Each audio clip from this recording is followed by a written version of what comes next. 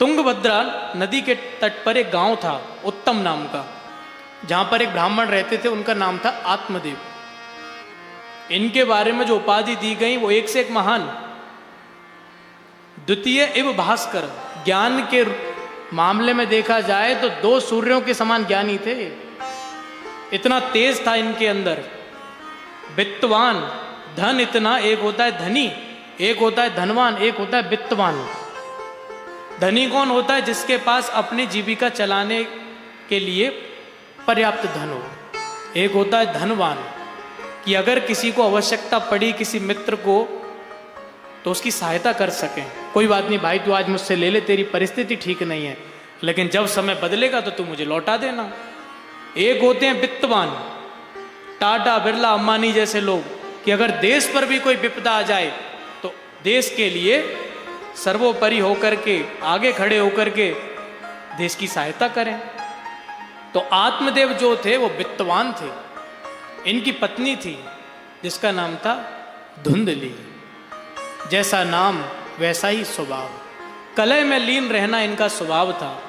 एक दिन की बात, इन्होंने निश्चय किया कि मेरे यहाँ पर सब कुछ है, धन आदि वैभव है, नाम भी है, इस पूरे गांव का इकलौता पंडित हूं मैं, लेकिन मेरे पास संतान नहीं है। और अगर संतान ना हो तो यह सब होने का क्या प्रयोजन, क्या सुख।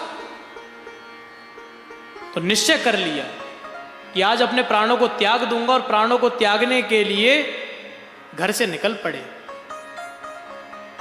और जैसे ही प्राणों को त्यागने के लिए गए तो एक महात्मा की दृष्टि इनके ऊपर पड़ गई। देखा कि तिलक लगाए हैं, वस्त्र पहने हैं, देखने में तो ब्राह्मण जैसे प्रतीत होते हैं। तो जाकर के पूछा कि आप ब्राह्मण प्रतीत होते हैं और आपके चेहरे पर आपकी जो मुखाकृति है उससे बड़े विचलित लग रहे हैं, इसका क्या कारण है? तब पूरा जो दृष्टांत था वो सुना दिया कि मेरे यहां पर कोई संतान नहीं है। मैं जिस गऊ को लेकर के आता हूं वो बांझ हो जाती है, उससे कभी बछिया या बछड़ा नहीं होता। मैं जिस वृक्ष को लगाता हूं, पौधे को लगाता हूं, उससे कभी भी फल नहीं आता, वो अंकुरित ही नहीं होता। जिसके यहां पर संतान ना हो, जिसके कानों में बच्चों की किलकारी ना पड़े, उसका जीवन क्या है? इसलिए मैंने निश्चय कर लिया है कि मैं अपने प्राणों को त्याग दूंगा। तो जो संत थे उन्होंने इनको समझाया कि देखो भाई, इस संसार में कुछ नहीं है, असार खलु संसारो। अगर भगवान ने तुम्हें संतान नहीं दी तो इतने क्यों चिंतित होते हो? भाई वैराग्य धारण करो और भजन करो, संतान से क्या करोगे? और देखो, अगर तुमने पूछा ये तो हम तुमको बताएं, सप्त जन्मा बधी तवा पुत्रो नहीं बचा नहीं बचा।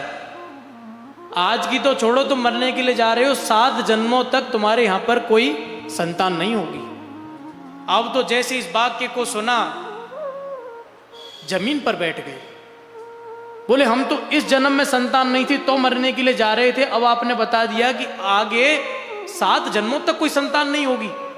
अरे हमने आपसे पूछा था क्या? हमने पूछा आपसे कि हमारे संतान होगी या नहीं होगी? लेकिन हां, जो ये बता सकता है कि 7 जन्मों तक संतान होगी या नहीं होगी, वो संतान प्रदान भी तो कर सकता है। अब आप हमें संतान प्रदान कीजिए, वरना आपके समक्ष, आपके सामने ही अपने प्राणों को त्याग देंगे और ब्रह्म हत्या लगेगी आपको। उन संत ने सोचा कि बताओ, हम तो सोच रहे थे कि इसको ये बताएंगे तो मन में वैराग्य उत्पन्न हो जाएगा और भजन करने में लग जाएगा। अब तो ब्रह्म हत्या और लगती है। इससे क्या सीखने के लिए मिलता है? इससे सीखने के लिए मिलता है कि जीवन में अच्छा करो। ये बहुत अच्छी बात है कि लोगों के प्रति सद्भावना रखना। सिंपैथी और एम्पैथी में अंतर होता है। सिंपैथी तो बढ़िया होती है, एम्पैथी कई बार भारी पड़ जाती है। ऐसा इनके साथ हुआ। करना अच्छा चाहते थे लेकिन उल्टा हो गया। नारद जी ने ऐसा नहीं किया था। नारद जी जब यमुना के पुलीन पर गए और भक्ति को देखा, 2 वृद्ध पुरुष जब गोद में लेटे हुए थे, तो नारद जी जब तक नहीं गए, जब भक्ति ने जब तक उनको पुकारा नहीं। संत व्याकुल हो गए कि करें तो करें क्या। तब अपने पूरे जीवन का जो तेज था, जो भजन था, एक फल में तिरोहित करके वो फल आत्मदेव जी को प्रदान कर दिया। और प्रदान करके कहा कि अपनी पत्नी को ले जाकर के खिला देना, उसके संतान हो जाएगी।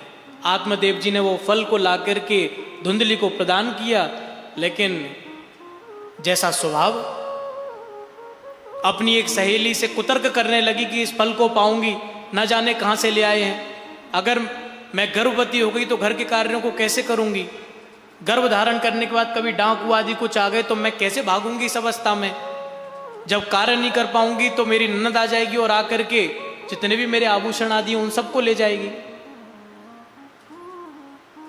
तो सहेली ने तो समझाया कि बहन बुराई क्या है, भगवान ने सब कुछ दिया है तो इस फल को पाले, तेरे संतान हो जाएगी। इसने कहा कि देख मुझसे ज्यादा बहस करने की आवश्यकता नहीं है, उसको भेज दिया वहां से। कुछ दिन के पश्चात जब इसकी बहन आई तो बहन को भी इसने बताया, तब बहन ने कहा कि देख मेरे यहाँ पर खाने के लिए बहुत है लेकिन धन नहीं है, और तेरे पास धन बहुत है, संतान मैं तुझे दूंगी, इस फल को ले जाकर के तू गऊ को खिला दे। ऐसे ही हुआ सज्जनों। जब बहन के जब बालक हुआ तो उस बालक को ला करके धुंधली को प्रदान कर दिया। आश्चर्यजनक दृश्य कि उस गाय को जिसको वह फल पान कराया, उससे उस गऊ को भी एक संतान हुई। कान जो थे वो बड़े बड़े थे, इसलिए नाम पड़ा गोकर्ण। दूसरे का नाम रखने के लिए जा रहे थे कि धुंधली ने रोक दिया, देखो एक का नाम तुमने रखा है, अपने पुत्र का नाम मैं रखूंगी। तो नाम रखा धुंधकारी। जैसे नाम वैसे ही काम। गोकर्ण पंडितो ज्ञानी धुंधकारी तिमाखला। गोकर्ण जो हुए वो महापंडित हुए, ज्ञानी हुए, और धुंधकारी महाखल। पंडित कौन होता है? पंडित केवल वेशभूषा से नहीं होते कि हम व्यासपीठ पर बैठे हैं, आचार्य जी बैठे हैं। गुण भी तो होने चाहिए, आचरण भी तो होने चाहिए। पंडित तो रावण भी था। रावण के पास जितना ज्ञान था उसकी कल्पना नहीं कर सकते आप। चलते फिरते घूमते हुए स्तोत्रों को उनकी रचना कर देता था।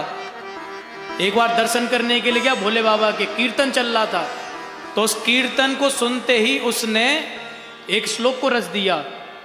यस्याग्रे द्राट द्राट द्रुट द्रुट ममलम टम टम टम टम तैलम तैलम तु तैलम खुक खुक ख्वांग ख्वांग ख्वांग ख्वांग ख्वांग डम सम डुडम सम डुहि डुहि चकितम भूपकम भूयनालम ध्यायन्ते विप्रगान्ते स्वसति सबला पातु नो चंद्रचूड़।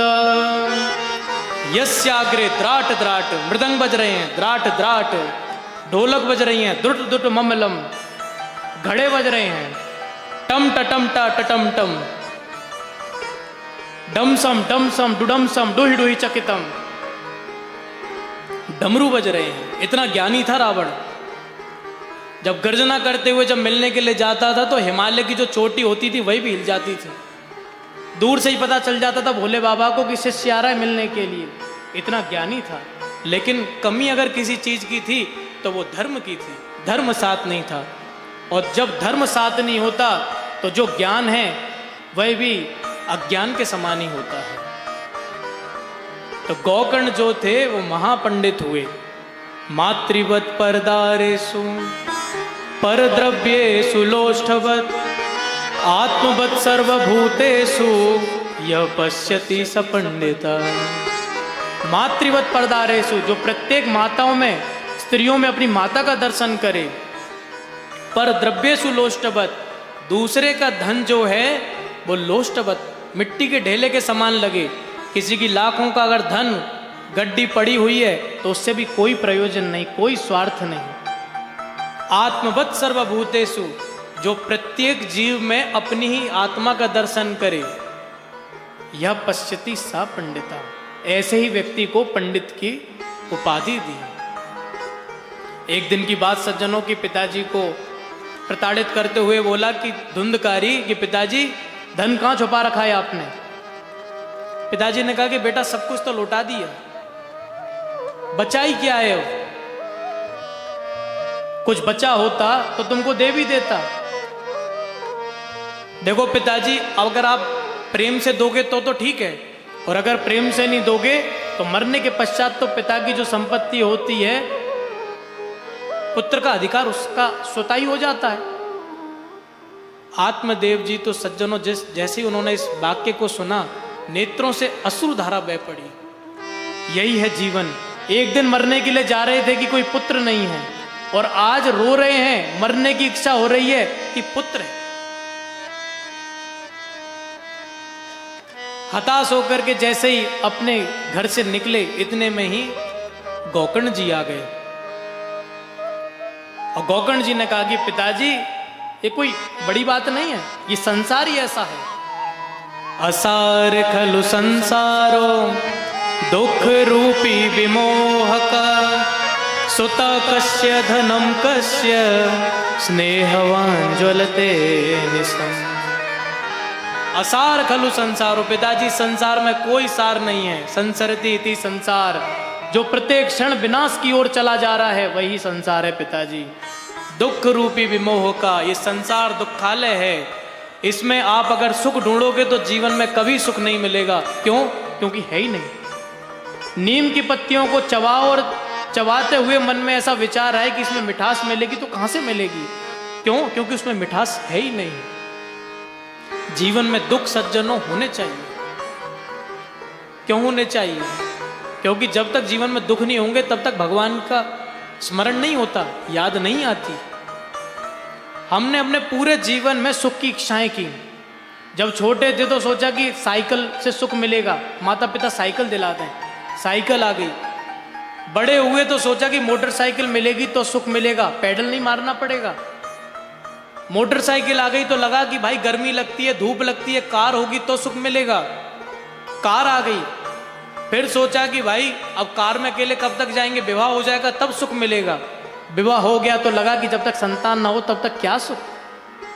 संतान हो गई, एक दिन वही संतान कष्ट देती है, जीवन निकल जाता है सुख की इच्छा में, लेकिन सुख सज्जनों कहीं नहीं मिलता। क्यों? क्योंकि सुख है ही नहीं। आप जितने भी नामों को सुनेंगे, चाहे मीराबाई को देखें, चाहे कर्माबाई को देखें, चाहे करमेती बाई को देखें, चाहे गोस्वामी तुलसीदास जी को देखें, पूरी भक्तमाल को उठा लेना, ऐसा एक भक्ति मिलेगा जिसके जीवन में सातों सुख थे और भगवान मिल गए। जब कोई परीक्षा को देने के लिए जाते हैं, आईएएस की परीक्षा को देने के लिए जाओ तो कितना मुश्किल परीक्षा है। हर कोई क्लियर कर सकता है क्या? नहीं कर सकता। तो यहां तो आप उसको प्राप्त करने का विचार कर रहे हो जिससे पूरा ब्रह्मांड है। क्या वो इतनी सरलता से मिल जाएंगे? भगवान भी परीक्षा लेते हैं। गोस्वामी तुलसीदास जी ने जब मानस की रचना करी तो सभी के पास गए, एक से एक विद्वानों के पास गए। जब कोई पुस्तक को लिखते हैं तो जब तक कोई वरिष्ठ व्यक्ति उसकी स्वीकृति ना दे दे कि हाँ ये ठीक है, अर्थात पब्लिकेशन हाउस, तब तक वो पब्लिश नहीं हो सकती। तो गोस्वामी जी मानस को लेकर के एक से एक विद्वज्जनों के पास गए। जिसने मानस जी को देखा, देख करके कहा कि बताओ संस्कृत के इतने क्लिष्ट श्लोक उनको साधारण भाषा में लिख दिया। सब स्थानों पर गए, तीर्थों में गए, लेकिन किसी ने भी मानस को स्वीकार नहीं किया। अंत में जब काशी पहुंचे और पहुंच करके भोले बाबा के सामने दर्शन करते हुए नेत्रों में अश्रुओं को भर करके जैसे ही मानस जी को समक्ष रखा और रख करके जैसे भोले बाबा से कहा कि भोले बाबा मैं तो अज्ञानी हूं, मुझे तो कोई ज्ञान नहीं है, मैंने अपनी प्रसन्नता के लिए मानस को लिखा है, रामचरित्र को लिखा है। अगर मुझे स्वीकृति मिल जाए कि जो मैंने लिखा है वो ठीक लिखा है तो मुझे बड़ी प्रसन्नता होगी। और मानस जी को वहीं विराजमान करके गोस्वामी जी वहां से चले गए। सुबह जब मंगला आरती के लिए जब पट को खोला तो अंदर अनेक ग्रंथ विराजमान थे, लेकिन वह सभी ग्रंथ नीचे पड़े थे और मानस जो थी वो ऊपर रखी हुई थी। और साक्षात भोले बाबा ने उस पर हस्ताक्षर कर दिए, सत्यम शिवम सुंदरम। ये कोई गीत नहीं है, ये भोले बाबा के हस्ताक्षर हैं कि गोस्वामी जी जो आपने लिखा है वो सत्य है, शिवम है अर्थात सुंदर है एवं कल्याणकारी है। सत्यम शिवम सुंदरम। आज देखो हम सभी मानस को गाते हैं, जीवन में कष्ट होना चाहिए। तो पिताजी ये कोई आश्चर्य की बात नहीं कि आपको जीवन में कष्ट मिला या पुत्र से कष्ट मिला है। सबको त्यागिए, क्योंकि मोह जो है ना, वो मोह तो नरके गति है। ये जो मोह है वही नरक को ले जाता है, मरते समय भी अपने याद आते हैं। तो पिताजी इस मोह को त्यागिए और मोह को त्याग करके भगवान का भजन कीजिए। मैं अरु मोर तोरते माया, मैं अरु मोर तोरते माया, मैं अरु मोर तोरते माया, मैं अरु मोर तोरते माया, जही बस की न हो जीवन काया, जही बस की न हो जीवन काया। दो श्लोकों के माध्यम से सज्जनों गौकर्ण जी ने जो उपदेश दिया है आत्मदेव जी को, उसी को गौकर्ण गीता कहते हैं। गौकर्ण जी कह रहे हैं, देहेस्ति मांस रुदरे भिमतिं त्ययस्त्वं, जाया सुतादिषु सदा ममतां विमुञ्च, पश्यानिशं जगदिदं क्षणभङ्गनिष्ठं, वैराग्य राग रसिको भवभक्तिनिष्ठ। पिताजी, देहेस्ति मांसरोदरे भिमतिम त्यस्त्वम, ये जो देह है ना, ये जो शरीर है, इससे क्या होती है? अहमता, मैं। वस्तुतः ये मैं क्या है? ये हाड़ मांस की पेटी है जिससे आप अहमता करते हो। ये क्या है? ये शरीर हाड़ मांस की पेटी, चाम में लपेटी, कोई बना बेटा तो कोई बनी बेटी, इसके अन्यत्र ये शरीर कुछ भी नहीं है। जाया सुता दिशु सदा ममताम विमुंच। दूसरों में क्या होती है? ममता। स्वयं से होती है अहमता, दूसरों से ममता। पिताजी, इन दोनों को ही त्याग दो, क्योंकि यही वास्तविक माया है। ये माया तेरी बहुत कठिन है,